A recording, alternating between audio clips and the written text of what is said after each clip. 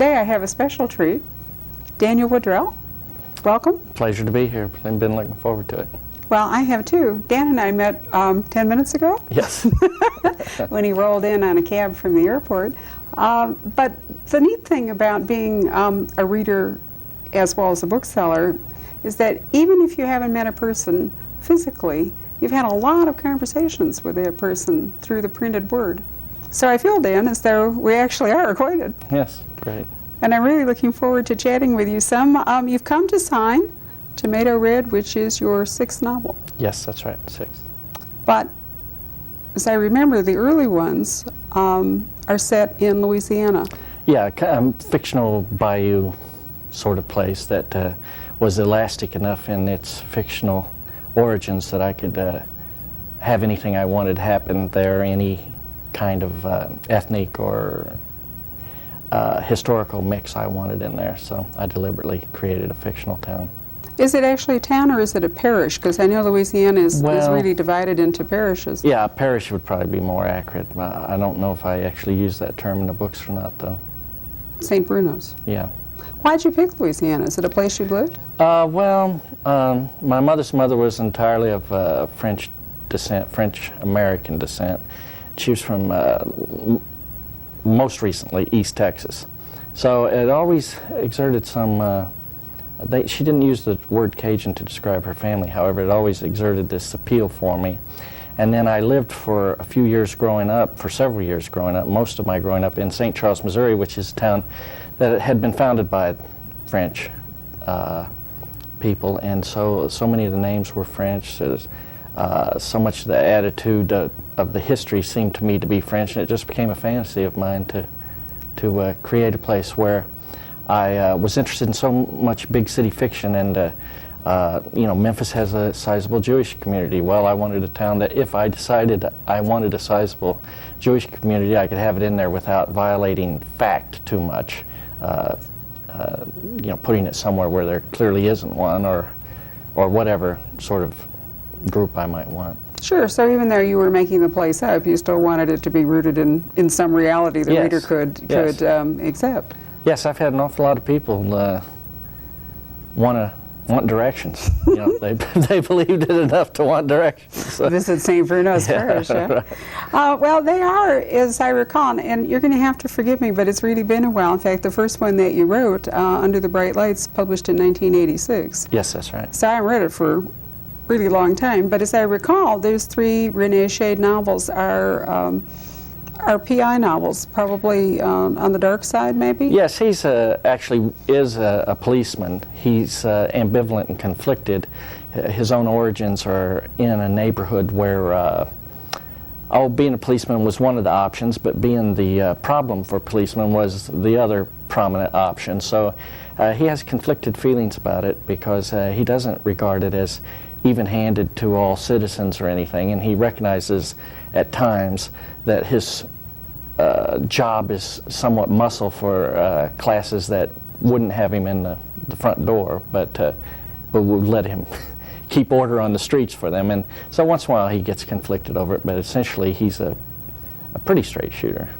But they're not really police procedurals in the sense that you know the way cops work dictates the way the story moves. No, I lived in Missouri and Arkansas and other places along the river, and I heard so many stories about police corruption, and so many towns where things like policemen in uniform collecting debts for people and so forth actually happening. And I lived in Arkansas when there was an extreme example of law enforcement corruption in a St. Francis County down there, that the details of which are just kind of hair-curling, that I recognized that would be a possibility for St. Bruno, very much so. And so there are, and Muscle for the Wing, for instance, he comes very close to being an assigned hitman, but sent by law enforcement. I mean, they don't quite tell him to make sure this person doesn't see trial, but they all but tell him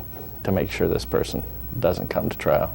So your title, Muscle for the Wing. For the Wing, which is the second of the 3, is really apropos to your story, isn't it? Yes. As I said, I'm a little hazy. I do apologize. In the 3rd one, though, as I recall, it's less a crime novel than his father comes back, and his father was kind of a boozer and a billiards player, a sport, a rogue, you know, a gambler, that kind of a figure. And so he comes home, and to some degree, this is a story of reconciliation. Yeah, would-be reconciliation. It doesn't quite come off, although it has that ironic point of I think the father would have gone for reconciliation had not the near past interceded on him. I mean, I'm not positive, but I think he would have. And that book has a special importance for me. He looks very much like my father and had many of the same characteristics as my father. He's described exactly like my father. And my own father was dying when that book came out, and he was on oxygen tanks, and he clearly knew who John X.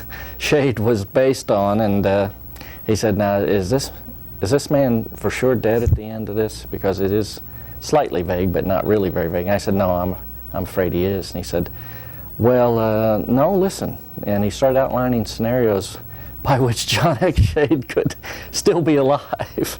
And I recognized that his identification was complete, and he wanted to see John X live forever. So sure, he was spinning himself a story. Yes, then. very much so. You didn't have him die because you had that sort of feeling about your dad, did you? I don't think, not I meant consciously. that your father was not consciously, but dying. He was, you know, in bad health, and he'd been such a fun-loving character before the bad health hit him that I'm sure that was at some depth in my mind. You haven't gone back to Renee Shade since that book. Was that, in your own mind, kind of a completion? Is it something of a trilogy? Yeah, I wondered what I would do after that, because to me, I liked that book the best of the trio for myself. It meant the most to me. And I thought, well, unless I have something really strong come to me, I won't just do another one just to make it a quartet or quintet or whatever. I'd have to have a strong drive to do so. And I returned to the Ozarks, where I had originally been born, and my family has been from there since the 1840s, and that past began to come in, and I found myself writing about a region that does exist. Only the name of the town has changed, and that's just to protect the sensibilities of all the other residents, I think, and to allow me a little fictional leeway. But those connections began to get made in my mind, and it just took off, and I've found myself very much drawn to this material now. Moving on to the Yes. Ozarks. But so essentially you cut your novelist teeth then in Louisiana. I think so. And yes. you've left it there, so if you want to go back to it. Yeah, it's there. It's there. Renee Shade had a partner who was overweight and truculent and all kinds of things, and so many people like him that the last thing I was mulling over actually was something that would feature him. Much the same way the ones you do featured John X, but Renee is a strong presence. Something like that has occurred to me, but I haven't moved forward on it yet.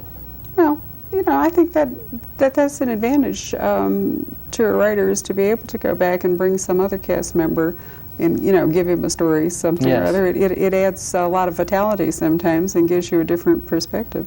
Mm-hmm. Why not? Dan, as I remember, you had a lot of critical success with those series, but those 3 books, but not so much commercial success. Yes, and if you can tell me why, I'll hear, because I don't know why that was the case. I just don't know. Well, bless you, I don't have the answers. I suspect in part it's just that it's hard to have visibility in a crowded marketplace unless your publisher for some reason is going to splash a lot of money at you.